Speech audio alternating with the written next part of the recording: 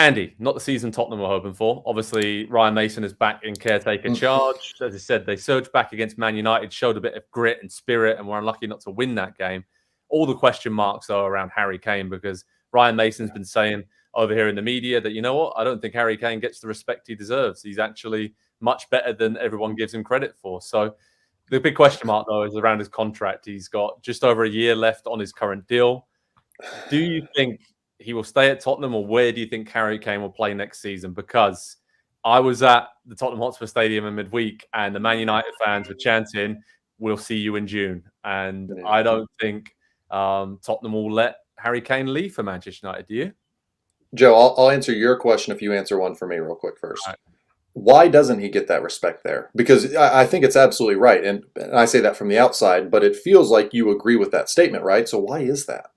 I have no idea, to be perfectly honest with you. I think England fans really respect him, and maybe it's just kind of he's a pretty quiet guy, goes about his business, doesn't really kick up a bit of a fuss, and he just scores goals for Tottenham week in, week out, and for England, obviously leading So goals. what's the problem?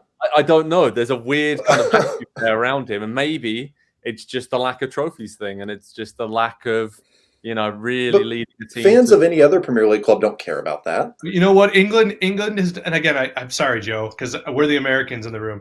England did the same thing to Wayne Rooney. Remember when he was literally the only player going at the 2014 World Cup, and yet it was still his fault that they didn't win.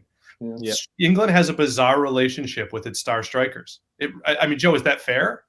That's fair. That's fair. And I think the only way Harry Kane can kind of get past that is going to probably a Manchester United and winning the Premier League title with them. Or if he would have been at Man City instead of Erling Haaland a couple of summers ago, and winning the title in Champions League with them. So, I mean, that's it. But Andy, what do you think? Because he's got a year left on his contract.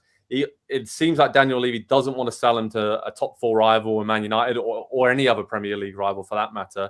So it seems the most likely thing, if he gets sold this summer, it will be to a Bayern Munich or somewhere else in Europe, and Spurs will recoup cash.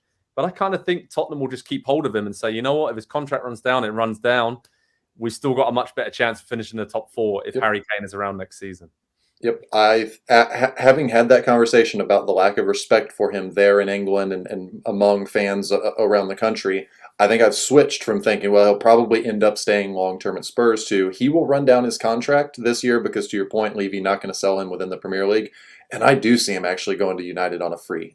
For that reason, because that is, England aside, his club legacy, if he is the all-time Premier League leading goal scorer by the end of his career, just one of the most prolific players that has ever played the game, but he has 0 trophies to show for it, obviously he's not going to love that. And it's going to ring a bit, hollow's the right word, but a little bit empty, I think. And I think he does care about those things. I think he cares about legacy, and he's a big Tom Brady fan, and Tom Brady talks about the word legacy all the time. And I think he kind of visualizes himself in that same way. And so I actually...